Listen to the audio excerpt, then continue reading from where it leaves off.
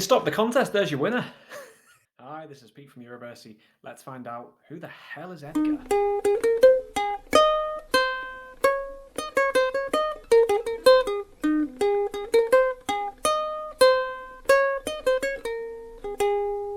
Well, what a week it has been.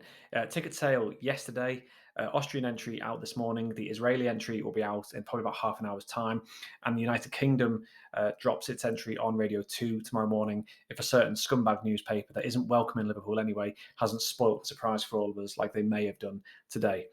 I'm probably going to talk a little bit about tickets later on because it's obviously a big issue. And if I put it at the end, no one will actually hang on to find out what my actual opinion is, and it'll probably save me a bit of grief. Let's talk about Austria. Austria's song, we've known about this for quite a while. We know who the artists were, and we know what the song was called. So the artists were called Teya and Salena, and the song was Who the Hell is Edgar, or Who the Hell is Edgar Allan Poe, as it was referred to when it originally came out. And I think people have been waiting a long time for this one to come out. Was it a joke entry? Was it a serious one? What did the title mean anything? So I've not heard it all day. I've managed to avoid it all day long. So I'm going to listen to it now. As always, because of copyright, you're not going to see me reacting to the video, and I'm going to make notes instead. But after the video, you'll hear my opinion. So here we go. This is Teya and Salena with Who the Hell is Edgar?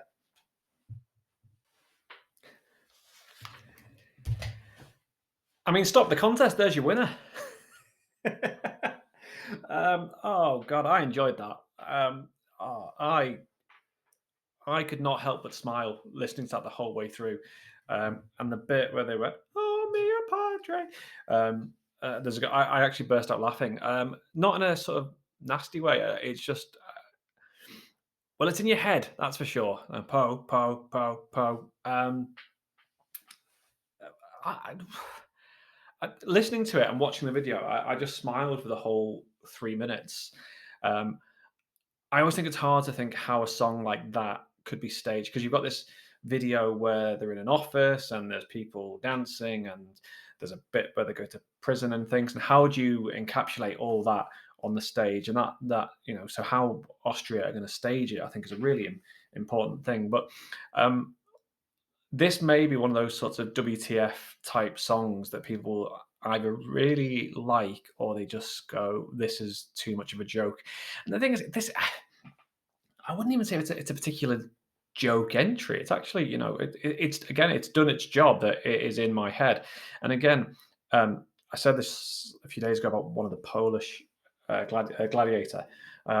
Again, how the lines sort of bleed into each other. It's quite, I quite like that. Maybe that's just a thing I like.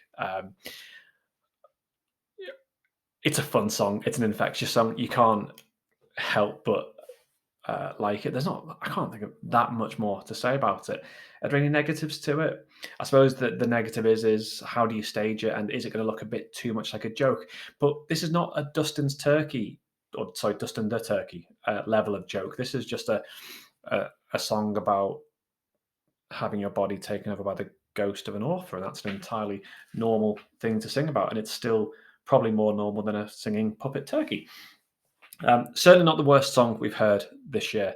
Will it qualify? It's in semi two, and at the moment, anything could happen in semi two. We all, I think, we agree that semi one is the stronger of the two semi-finals. So again, I could probably find 6 songs that are worse than this, and it will qualify.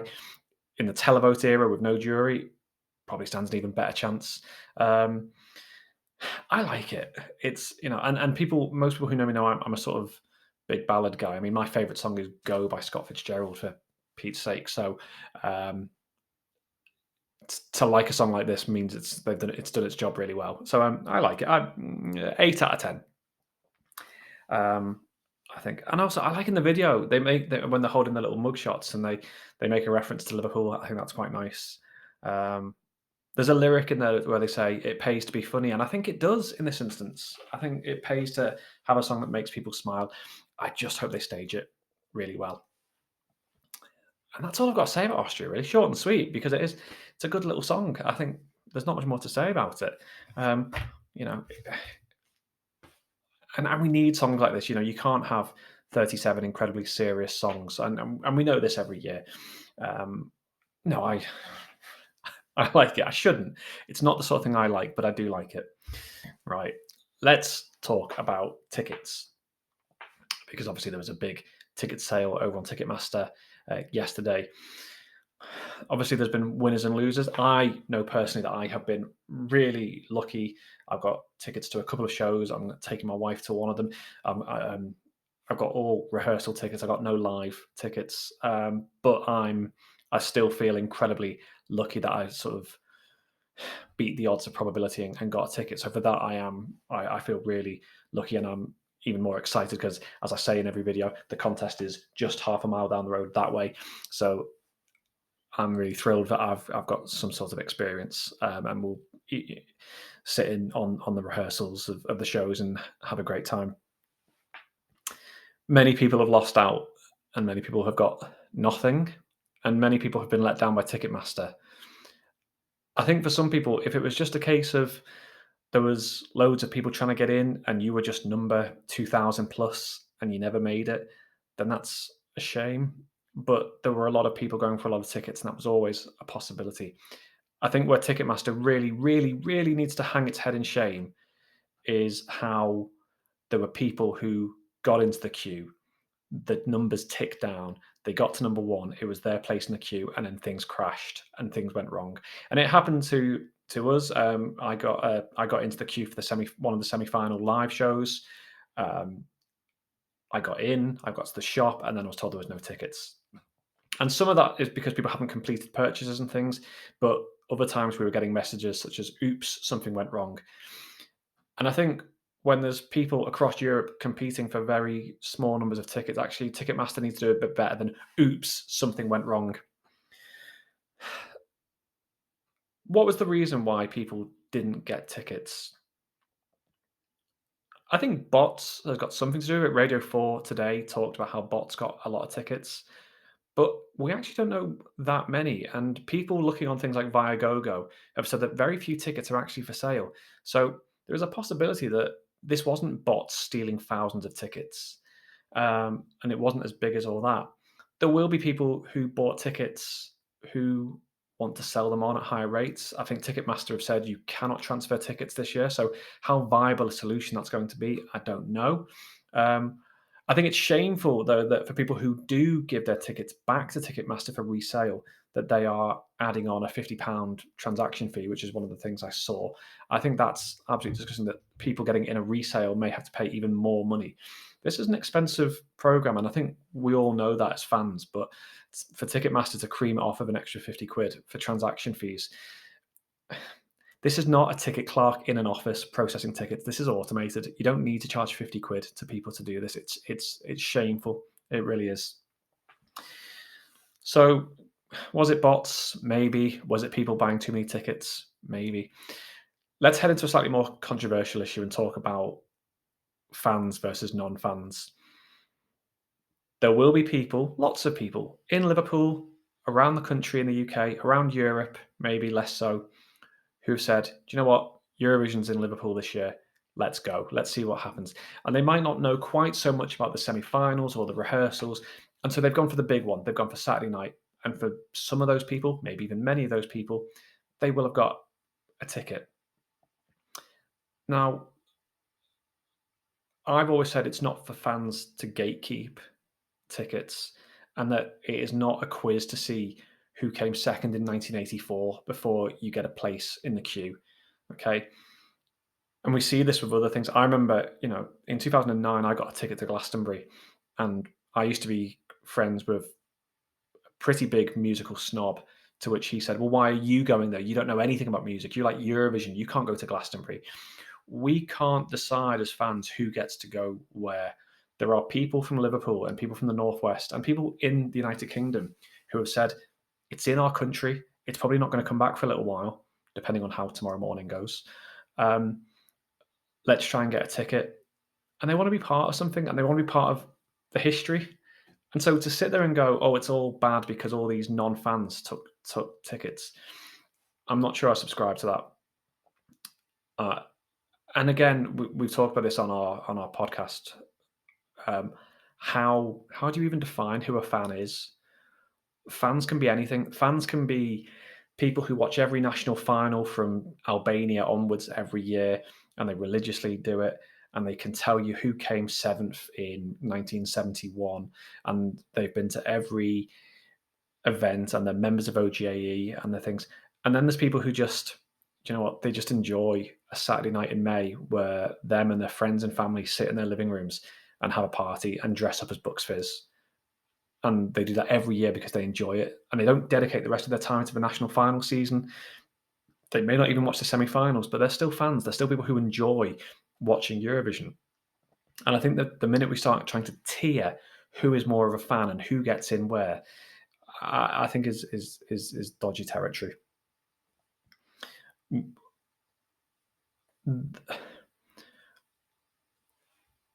There was a lot of talk about Ukraine and whether Ukrainian tickets going to their Ukrainian citizens meant that we couldn't get any tickets. Look, it was 3,000 tickets over 9 shows. It's about 330 odd tickets per show going to Ukrainian citizens for a show that we are hosting on their behalf. So I just can't get too hot and bothered about that. What I can get hot and bothered about is things like the green room. Now, do we need a green room in the arena? Liverpool's come under a lot of criticism, and that criticism's only come since everyone's realised it's going to be really hard to get a ticket. That suddenly I'm going, oh, Liverpool's too small. There's only 6,000 tickets. This is terrible. Nobody was making these criticisms, or they weren't in such loud volumes up until yesterday, when suddenly people realised that they might not get a ticket. Yeah, do you know what? Liverpool can hold 11,000 people. We've made a massive stage and we've got a green room in the arena, and that means we can only do 6,000 tickets. And that's a little bit of a shame that we couldn't do more. And I would say, coming back to my original point, I don't think there's a need for the green room to be in the arena, because that would maybe free up an extra 1,000 to 1,500 standing tickets. My understanding is that the advantage of the green room in the arena is that the contestants, if they win, have only got 45 seconds to get from green room to stage. And we all remember the days of Dana International taking ages. Well, I mean, she wants to do a dress change, but we all remember winning songs being dragged through the backstages and corridors of some convention center in Brussels somewhere. So I can see why green rooms, and also it's good for the fans. When I was in Lisbon, I was near the green room and I could see what was going on and things. And Suri got a big round of applause when she came back to the green room because we knew she was safe after the stage invasion. So I can see why green rooms are an advantage, but I can also see why you would free up an extra couple of thousand tickets if you didn't have it. I think we need to come back to a more fundamental point, that Eurovision is a television show. It's made for television audiences. And actually, the capacity of the stadium or the arena is a secondary issue. And I've said this quite a few times across social media in the last few days, that the Liverpool won the bid because the BBC felt that they would do the best job of representing Ukraine, was no, the silly boy. They would do the best job of representing Ukraine given the circumstances. And obviously, the capability of the arena hosting such a show was taken into account, but the audience size probably wasn't taken into account, because the arena is there to make a damn good television program for those people on a Saturday night having a party with their mates dressed as Bucks Fizz, because they make up the lion's share of the 9 to 10 million people who watch Eurovision every year in the UK. And that might be a bit of an unpopular thing to say, but I think we have to look at that yeah, it would have been wonderful if there were more tickets. But most fans agree that as Eurovision gets bigger, the program gets more and more difficult to watch and a bit more soulless. And we all remember Copenhagen, which was essentially a football stadium with a roof on. And that was huge. And it didn't really, the atmosphere was pretty stilted. Last year was 7,000 and it looked pretty intimate. It looked pretty nice on stage, putting the revolving sun to one side. So that's what I want to say about tickets. I suppose the next thing is what's the solution? If Ticketmaster can't do it, Ticketmaster is our biggest online ticket agency in the country. Who else could take the job on? Do we go back to box offices and physically selling tickets? Do we allocate tickets on a proportional nation by nation basis and say, right, well, France, You get this many tickets, and you choose whatever ticket agency you want. Ireland, you do the same. But is that going to change anything? It was something like 54,000 tickets were processed in 90 minutes, and that's a reasonably impressive thing. But equally, it went wrong for a lot of people, and a lot of people are upset because it went wrong. And the poor guy on national news yesterday who got a grand final ticket, and then crashed, that's unacceptable. That's totally unacceptable in my view. And things need to be done about that. Is it again? It comes back to whether it is bots, whether it's touts, whether it's people over purchasing, whether it's people like me buying, a ticket for more than one show. And we can debate the rights and wrongs of that um, until the cows come home. But I think there are a lot of people upset because of technical glitches and because of Ticketmaster's incompetence. But I just don't know what the solution is, and I don't know how you get around it. The only thing I can think of as a solution to get more people to Eurovision is if the OGAE fan packages were not sold as packages and they were broken down into their individual programs, and that would mean 9 times as many people could go to a show. I've not been in OGAE long enough to know the mechanics of why it's a package, and so I'm not going to criticize it. This is just me musing an idea. So there you have it. That's my view on tickets, and more importantly, that's my view on Austria.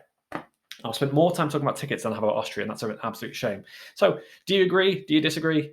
Like, share, subscribe, comment. As always, I've only got 51 subscribers, so who cares anyway? Um, but yeah, I might do Israel later on tonight if I've got time, and we'll be doing the United Kingdom tomorrow. So that is an exciting one, and I can't wait to hear it. So, see you all soon.